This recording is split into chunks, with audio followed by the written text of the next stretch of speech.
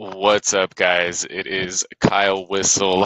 I am waiting for Treasure Davis to hop on here, sent her over all the links and all of that fun stuff. So hopefully she makes it on here soon. If you guys can, in the chat box, just give me a little, give me a yes in there to confirm that you guys can hear me okay. So if you guys can just shoot a message in the chat box, let me know that audio and video are all good. That would be awesome. And it gives me some time to stall while we wait for Treasure to hop on here. So again, if you guys can comment, let me know that we're all good with audio and video, guys.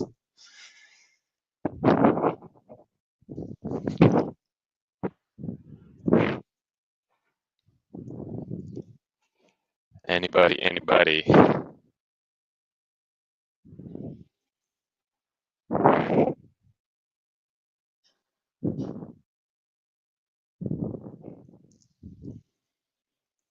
Chat enabled.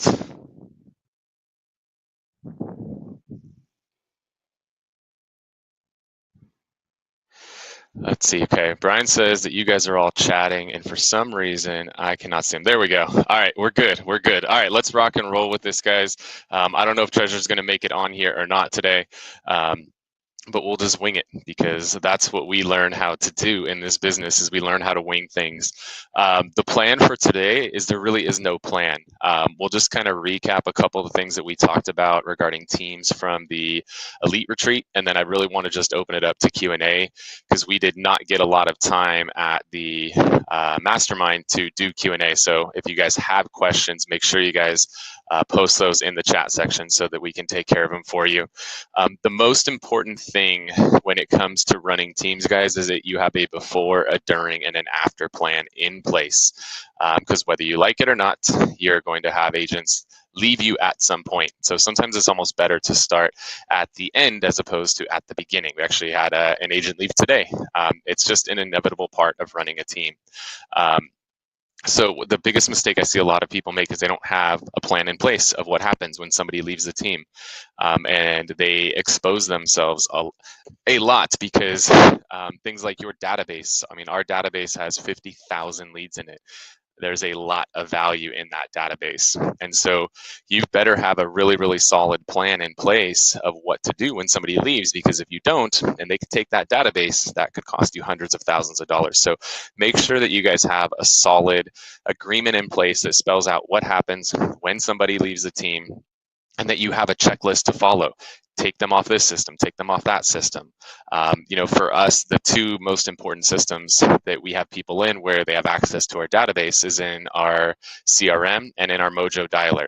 So the second somebody notifies us that they're leaving, we automatically go in there and change their logins for both of those systems so that they don't have access to them.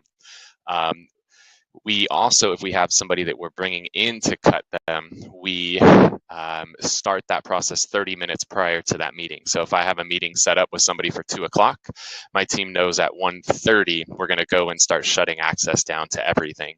Because especially when you cut somebody, it's very common for them to be pissed off, and a lot of times they don't make smart decisions in that scenario. And so you got to make sure that you cut them off so that they can't go and sabotage you. I mean, I've had agents post nasty stuff in our workplace groups, or I've had people try to take databases. I mean, crazy stuff happens. So make sure you've got an agreement in place. What happens when somebody leaves, and what's the process that you and your team follow when somebody's going to leave. So I'm going to start. That's kind of the important part when it ends. And what happens with those leads? You need to make sure that your agreement has that spelled out. So when somebody does leave the team, are they allowed to talk to those leads or not?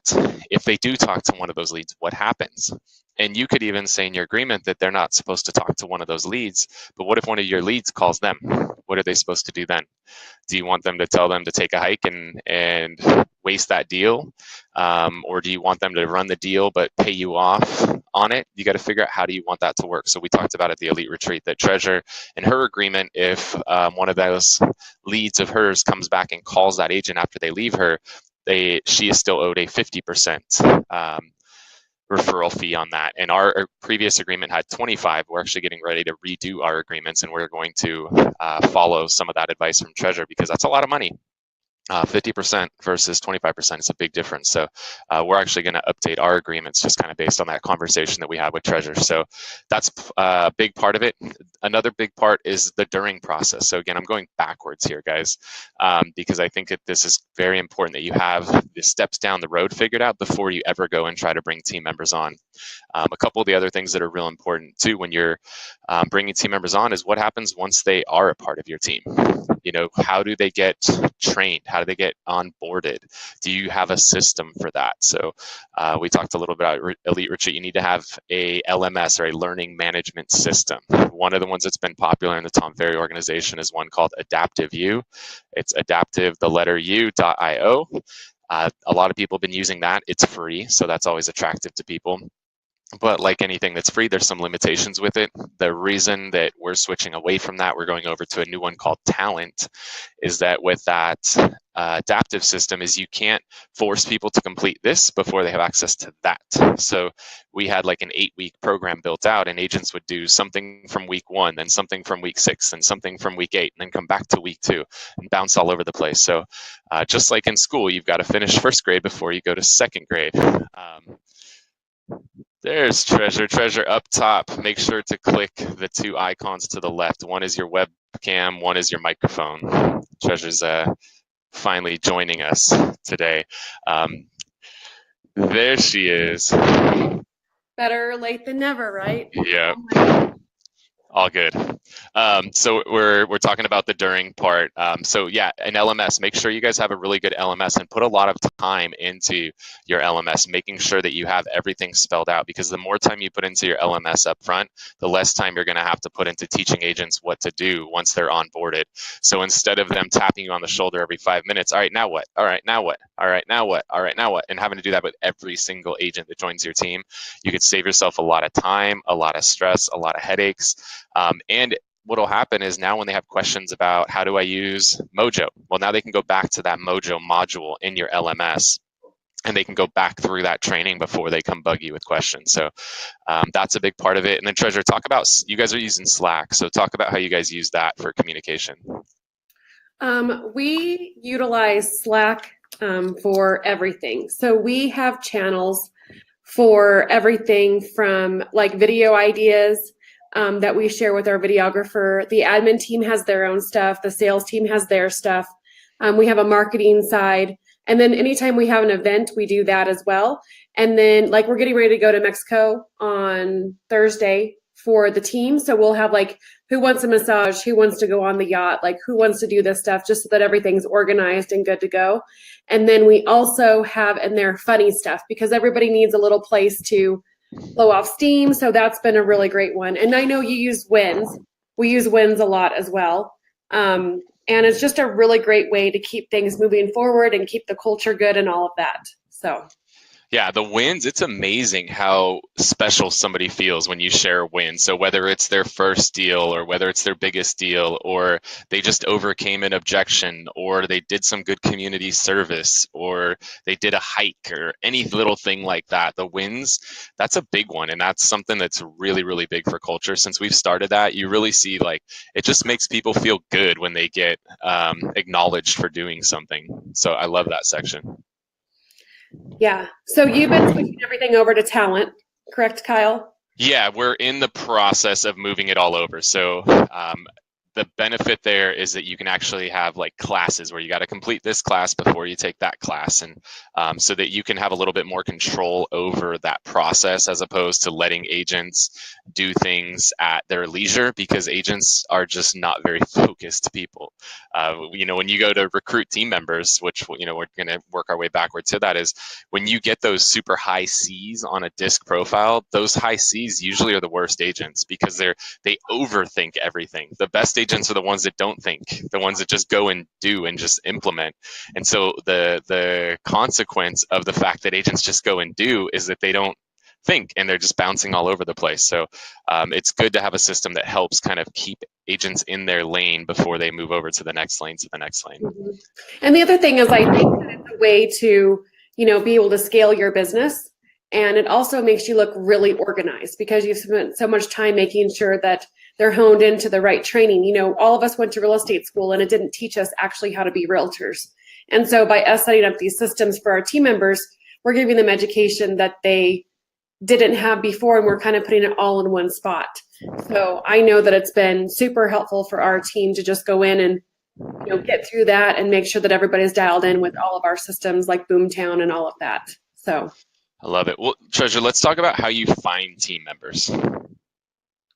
Yeah, so mine is very organic. We have done the ads on Indeed. We've done the ads on Wise Hire. I think it just depends on the model that you're going for and what you're looking for. We're not looking to have a mega team right now. That may be something that we want to do down in the future, but as of right now, that's not really what we're looking to accomplish. So we are really doing things organically. And one of the ways that we were able to find our newest team members was we had a contest within our team that said, if you've worked with any agents that you really enjoyed the way that they did it, their style, if you think they fit our core values, we would love to interview them. And if they stay on for at least 90 days, which is our intern timeframe, then we'll pay you X number of dollars for recruiting them for us. And we actually recruited 2 team members that way, which is a lot for us. We're now a team of 10. So to get 2 from that source is quite a bit. But most of the people that we recruit are agents that are newer in the business. I like them typically newer. And they're sure that they want to be a team, and they've done enough research on us that they know they want to join us. And so when you say newer, are you talking brand new, or are you talking somebody who's maybe done a handful of deals before? I like them brand new, but I will also take them 3 years in the business, and done a handful of transactions. I have taken on a couple of experienced agents, and they're great as well. I think it just comes down to making sure that you're hiring to your core values, and you're setting up clear expectations so that everybody knows where they fit in at and what's expected. That's really, at the core of who it is. Doesn't matter if you run a mega team or a little team. I think it all comes down to hiring to those core values. And so for us, it's been really, really organic, but I know that other people have great success from, placing the ads and having someone that does all the hiring for them and stuff like that. So. Yeah, we just picked up, so Broker Metrics has always kind of been like the go-to source where you can track what agents are doing, their production, you can target a specific office, you can, put all kinds of different filters and stuff in there. So that's been the go-to for a long, long time. But there's another product now that Showing Time is part of. It's called Market View Broker. Market View Broker, it's like $90 a month, as opposed to Broker Metrics that is $300 a month. And so we just signed up for that product. So I'm excited to have that, because now you can, like, for me, I am now more a fan of, I want the agent that knows how to walk, or I'm sorry, know how to crawl already, and then I can teach them to walk, and then ultimately teach them to run. For me, the agent that's still in diapers, I struggle with. We've learned that they take a lot of time, and the thing is, we're a bigger team. We're 20 plus agents, and so having to really hold people's hands step by step just hasn't been the best fit for us. We've been better suited with agents who've at least done a few deals and know how to walk or know how to crawl. Then we take them to walk, then we take them to run. So now with a system like Broker Metrics or Market View Broker, now I can go in there and say, hey, show me all the agents that did 10 deals this last year. And I could target specific companies too. So if I know the compensation structures of different companies out there, I could be very targeted and go after the ones that I know are going to be more interested in what we have to offer versus what they have to offer. So having, like, if you guys really want to make recruiting a priority, Mike Proctor's pretty excited. Yes, Mike, I signed up for it yesterday. So the ability to go in there and target, and there's companies out there right now that are stroking huge checks to get agents to come over there, but those checks disappear in a year or 2 years, depending on the agent and what their production is. So a lot of agents are going to these companies that are stroking big checks, but once that check wears off, are they going to stay there? I don't know. There's a pretty high probability that when that money goes away, that agent might start exploring their options again. So, well, and here's the thing about that. Like, anytime you move brokerages, it's no secret that you also lose a little bit of business. Whether you're moving into a new office building, when you're remodeling an office building, when you're changing companies, you lose a little bit of business when you make that move. It just happens because you're distracted in your other places. I spoke about this in Inman weeks ago, but nothing in this world is for free. So when they're stroking these big checks, they're not doing it. I mean, part of it, they're doing it for market share for sure, but nothing that they're doing is for free. They're going to get it from you, either from recruiting off of you or from splits that they're going to offer you, or the length of time you need to be there.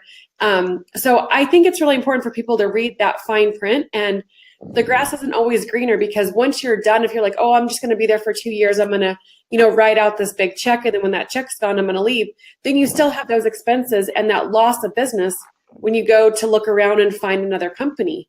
So, I think it's good to explore options for sure, but I think that nothing is for free, and they're getting their money somehow, some way. They're doing it for a reason. They're not doing it because they think you're amazing and they want to offer you $100,000 just because they think you're a good realtor. Like, there's a reason behind every single check they write. So. Totally. So talk about core values. That's something that you guys are really good at, and you guys recruit specifically to that. So talk about how that plays into things for you. Yes. So our core values are really everything. So they're at the heart of everything that we do. And so we sat down as a team and decided what our core values were going to be. And we decided that our word was going to be charity. So that's confidence, honesty, adaptability, reliability, innovation, teamwork, and yes-minded. And I think whenever people are talking, and I've heard you say this a couple of times, Kyle, but anytime people say that they have core values, if they can't recite them, they don't really have them. And so I think that's really important for everybody to be able to be on the team and be able to stand behind it and say, like, this is why we have this word. Like, one of the words we have is innovation, because any business worth having, you have to examine it and re-examine it. And at the Tom Ferry Elite Conference, they talked about that. And so we're always looking at ways to innovate our business. And that's been really important for us. So actually, we have our questions for our interview process catered around what we are going to be asking them in our core values. And then we are in the process of developing, like, what core values do we think that they would be the best at as part of our interview process. So we actually hire and fire based off those core values. So on our team, if we feel like someone hasn't been honest, because in this business, it's very easy. It's easy to do things that are easy, not necessarily right, if that makes sense. And so we want the people that will do what's right, even when it's not easy, or especially when it doesn't benefit their pocketbook. So there have been a couple of times on the team that we have let people go just because we did not feel that they were holding up our core values of honesty. And that's hard to do, especially when they're big producers. But it's just hiring and firing to our core values and standing behind what you mean and making them actually mean something. Chris wants to know, can you repeat your core values one more time real quick? Yes. Can I see the questions too, or is that just for you to see, Kyle? You can. So there's the blue bar that goes vertical. The second one down is chat. You should be able to see them in there. So good. So my core values are confidence, honesty, adaptability, reliability, innovation, teamwork, and yes-minded. And my admin team, the word that they use the most is yes-minded, because the sales team, we squirrel, we throw a lot of things at them, and they have to come from a place of being yes-minded. So. Yeah, we had a meeting with all of our admins, and it was funny because we spent about 30 minutes just letting everybody vent, right? Like, the agent's this, the agent's that, the agent's this, the agent's that, right? They're all the things that agents do that frustrate them. But then we followed it up with, while we do have to deal with all of those things, the agents are the reason we all have jobs. Mm-hmm. If it weren't for the agents going out there and selling houses, we would not need all of these admins. So, like it or not, the agents are a necessary part of this equation. And without them, we're nothing as an admin. And so I think that that's important. I love that that's one of the core values for you guys. Yeah. And that goes both sides. We need the sales team to treat the admin with, respect and dignity, and not treat them like they're lesser than because they're an admin, because they're just as vital to us as we are to them. It's definitely a 50-50, because by them being able to take things off of our plate, that's able to leverage us into time. And time is something that every agent needs more of, and they can leverage that time by their admin team. So. Cool. So guys, we just wanted to recap a little bit of our talk from the event. We want to open it up to Q&A for the rest of the time that we have together. I'm going to start with the questions that came in earliest. Again, if you guys have questions, post them. We're going to get through as many questions as we can. So Parker wants to know a little bit about agent accountability and what kind of tracking methods we're using to track things like calls, appointments, all of that fun stuff. So talk about how you guys do that. You're not going to make any comments about my accountability? I'm going to be nice. Okay. I like that you have like a very light background though. Like it's the complete opposite of where your agents are right now, but it's cool. So we have a lot of accountability, and ours is agent-led accountability. So I'm actually not the one technically holding them accountable. I mean, we have numbers, of course, that we track and all of that. So we have a daily success reminder that if anybody wants that, I'm happy to send that as well. But we have a daily success finder that we do. We actually have a really fierce morning huddle that we do every single day where we talk about our wins, what we're grateful for, what our goal is personally, what our goal is professionally. Then we go into objections together. We say wins, we say affirmations, and then we go into script practice. And we do that every single day as a team, literally in a huddle. That's the first part of our accountability. The second part of our accountability is inputting their numbers into CTE, which is our tracking software. They need to do that every single day. And then we also track everything into Boomtown. So there's a couple of Boomtown reports that we pull. But because it's agent-led accountability, I personally do not feel like I babysit any of the agents on my team. They're all my partners because it's agent-led. And I think that's something that's a little bit different than maybe the way that most teams do that, do their accountability. But ours is all agent-led. So somebody will be in charge of check-in, someone will be in charge of scripts, and then we have committees that we have set up, not necessarily for accountability, but just to keep the team thriving. So we have a culture committee, a fun committee, and a charity committee. And they're in charge of making sure that those pieces of our business are taken care of in the ways that mean something to them, not just in ways that mean something to me. So that's been really beneficial for us, is doing our Zillow reporting, doing our Boomtown, our CTE, but really having it be led by the team. So they tell us what they want to be accountable to based off their 90-day plans that they put together. Okay, perfect. Yeah, and then for us, we're running an agent on duty model right now. And so what that is, if you guys have been in the business a long time or you had parents who are in the business, there used to be something called floor time or an agent on duty. And so traditionally you would sit the front desk at the office, and any calls that came into the office or anybody who walked in while you were on duty, you got those opportunities. So we do that exact same thing, but now that's the call-ins, that's the Zillow leads, that's the Realtor.com leads, all of that stuff go to whichever agent is on duty. And so the way that we do our accountability is we have expectations from the agents. So we're looking for them in an average week to have get on our huddle 4 times a week. Our huddle's at 8:15 a.m.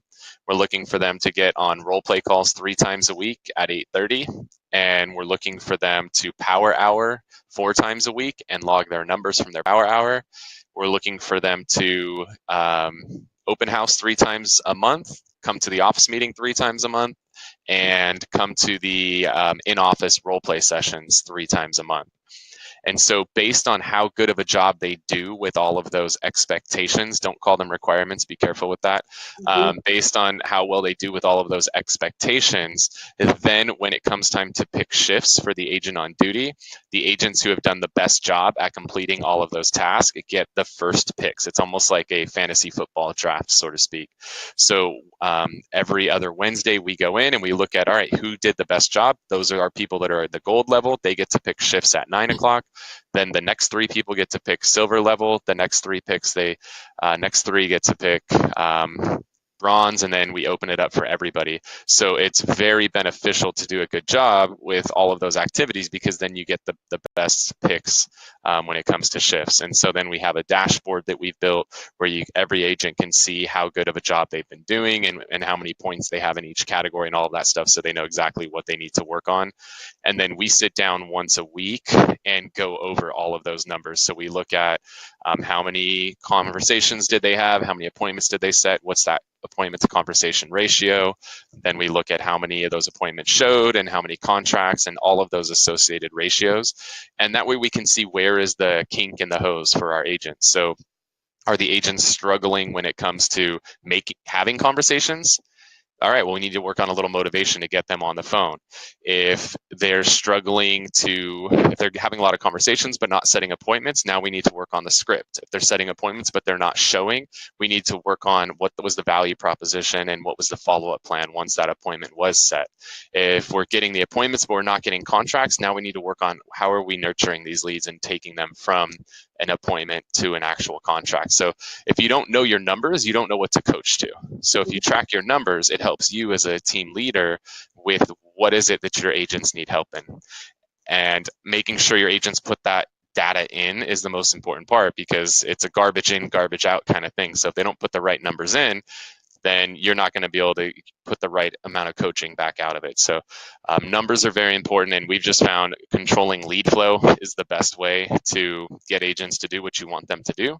And so for us, again, it's that agent on duty model. So that's what's really helping. Sean, so for Treasure, they're using CTE, which we put a link to.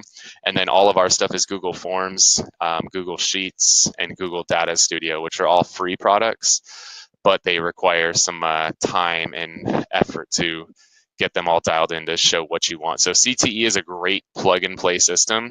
It's not perfect, but it's really freaking good. And so if you don't have somebody who can build all this crap out for you like we do, I would recommend CTE. But if you want to build it all out, Google Forms, Google Sheets, Google Data Studio, they're all free products that can build some pretty cool dashboards for you. And we do have Google Forms that we use for like their one-on-ones and built out that have been really helpful. And asking the sales team every week, like, do you have any ideas? Do you have any suggestions? You know, they're partners in this as well. So having them have a voice has been really, really important and beneficial for us.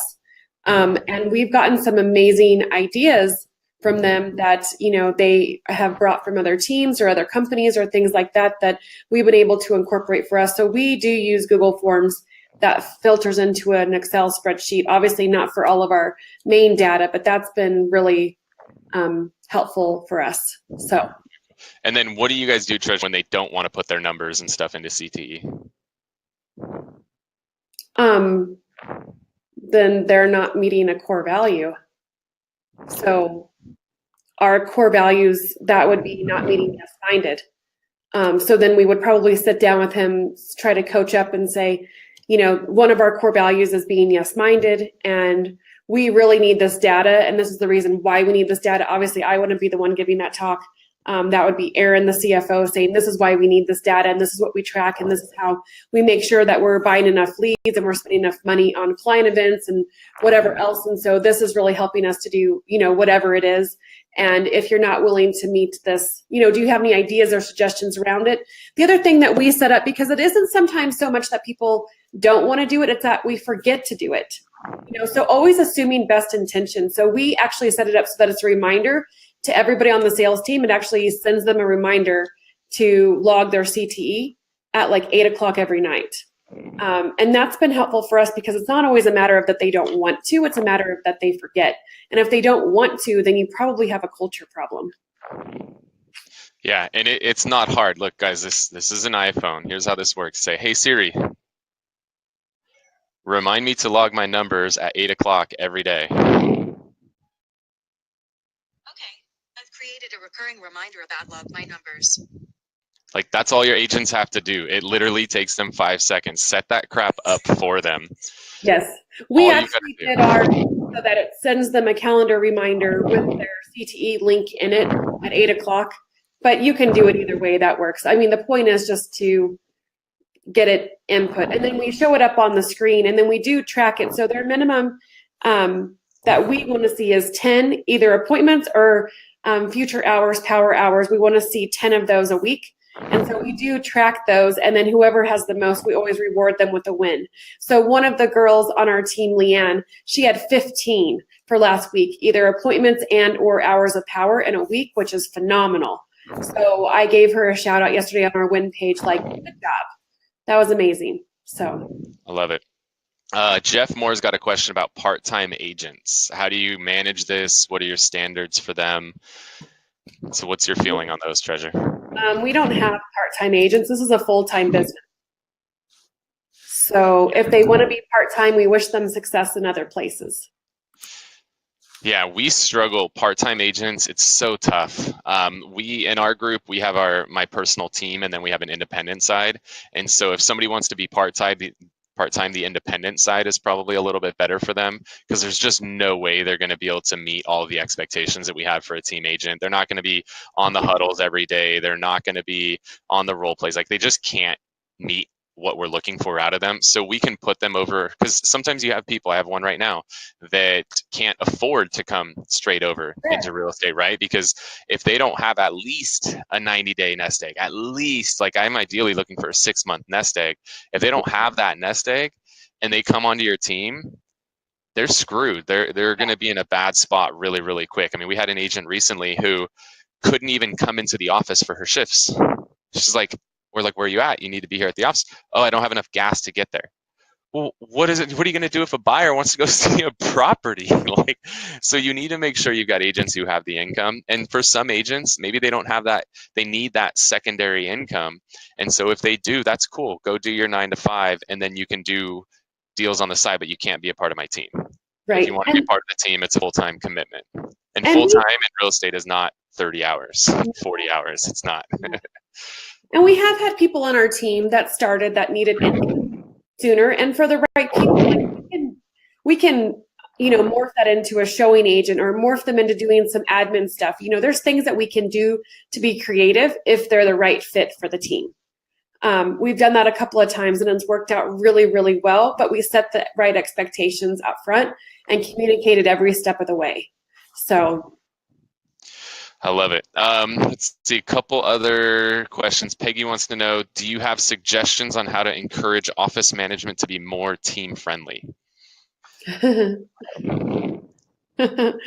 Well, I work for a big brokerage, and it is hard for sure, because I don't think, again, assuming best intentions, I don't think that they don't want to be friendly. I just think that sometimes they don't know what to do with us, because we're something, we're like this living, breathing organism in their company that is massive, and we have massive numbers and massive teams and things that we need. And so what we did was, when we decided that we wanted to build our office, we sat down with our brokers and said, this is what we're looking to do. And we were actually able to make it work out really well, where we became their 5th franchise location, which has worked out really well for everybody, because they gained another location and we gained our own space. So I think, just sitting down and being really honest, which again is our core value, and having those hard conversations with your broker manager of just like, these are the expectations that I need. What are the expectations that you need back from us? Because it's a 50-50 street.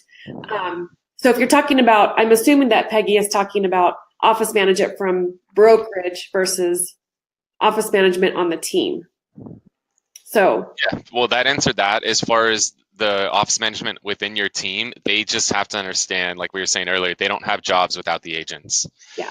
So that is crucial. The other thing that we do is once a month we do a team night, and we have everybody come out for that. So that's both agents and staff. And I think those are really good, because now it gets everybody like outside of work. So maybe you like lock horns all day, and you could be really frustrated, especially your TC is always frustrated with your agents. So when you can go out afterward and like take the headset off and just relax, put some comfortable shoes on and have a beer together, that starts to change things. And then you kind of put all of that stuff behind you, and you can actually just focus on building that relationship. So I think going out and doing something like a team night's good. And what we've changed with ours recently is now I just pick 2 agents each month, and it's their job to plan it. So kind of like your committees, your fun committee, culture committee, all that. We basically have a committee each month, and it's their job to plan the team night. And I just say, all right, this is the night it's happening. You've got $500, go plan something fun for the team. And that's been really cool, because now they take ownership of it. They get very excited. It buys them in or locks them into the team a little bit more. And then at the same time, it's a whole lot less shit that I have to deal with, right? Or that my staff has to deal with. So now we're not wasting time doing all of that stuff. We're focused on going out and selling more homes and letting a couple agents kind of feel like they've got a say in what's happening. And if it sucks, it's not my fault. It's their fault, which is cool too. Cool. We got time for maybe one more question, guys. So again, if you have a question, post it in here. Our goal today is just really to help you guys out. Do you guys want to continue the conversation further after today? Join our Facebook group, thewhisselway.com. So you could go to thewhisselway.com. We'll post a link in the chat here, but we're constantly available to answer questions that you guys might have, to share. We literally record all of our office meetings and share little bits and pieces of it. So I saw somebody had asked a question about, once we have our talent all set up, can you buy it from us? We'll share it. Something you guys will learn is that it's all about sharing in this ecosystem. I mean, Treasure and I shared right at the Elite Retreat, and I got a referral today from somebody who was there and said, hey, I really appreciate that information that you were able to provide. My cousin wants to sell her property. Yep. That's what happens. So this is an ecosystem where the more you put into it, the more you're going to get out of it. So I don't remember scrolling down here. I think it was Maricela. Yeah, I'll totally share that stuff. Once we have it all dialed in, we'll share it. You guys can R&D, rip off and duplicate it as much as you guys want. Same with mine as well. I'm happy to hear that. And Jeremy from Kansas City, thank you so much for the shirt you gave me, because you know I'm a Chiefs fan. And so thank you very much for sharing that. One thing that someone had a question on was some of our best interview questions from Russell. One question that we always ask, well, two of them. One of them is super ridiculous because we're ridiculous, but we ask them if they like Chick-fil-A. And we ask them if they like Chick-fil-A for more than just if they like the food. We want to know if they also like the culture. And if they say, yes, we like Chick-fil-A, then we're like, what do you like the most about Chick-fil-A? Because what you will notice about Chick-fil-A is they have that system dialed down. Everybody is nice. They don't mess up your orders. Like, it really is a good system. And so we ask them that question for that. But then we also ask them if they've Googled our team, because we want to know, A, if there's things that they see that we miss or things that we should update and change. And two, we want to see if they've interviewed other teams, what they're seeing online. And so those are two questions that we have that are really, really important for us around our core values. Asking if they've Googled you is really, really important because you can tell a lot about what's going on. Cool. Yeah, one of my favorite questions, and I ask this both with agents and when I go on like buyer and seller appointments, is just a very simple, tell me about yourself. It's my favorite question. Like, it'll trip you out when you sit down like at a listing appointment and that's the first thing you say. It's crazy how much you'll learn. And there's no right or wrong answer to it. It's just interesting to see what path people take with that question. Yep. Simple. Tell me about yourself and just let them go. And the next person that we hire, so hopefully they're not watching this, but we are going to take them. So after we interview everybody as a team, we always take them out for like a happy hour, you know, with their spouse and all of that.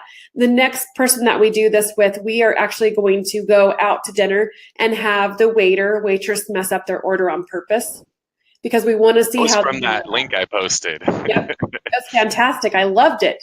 Yes. But we're actually going to do that to see how they handle that. That's important to know. If they're going to freak out over, you know, the wrong beverage, you need to know that, because real estate gets tough. So.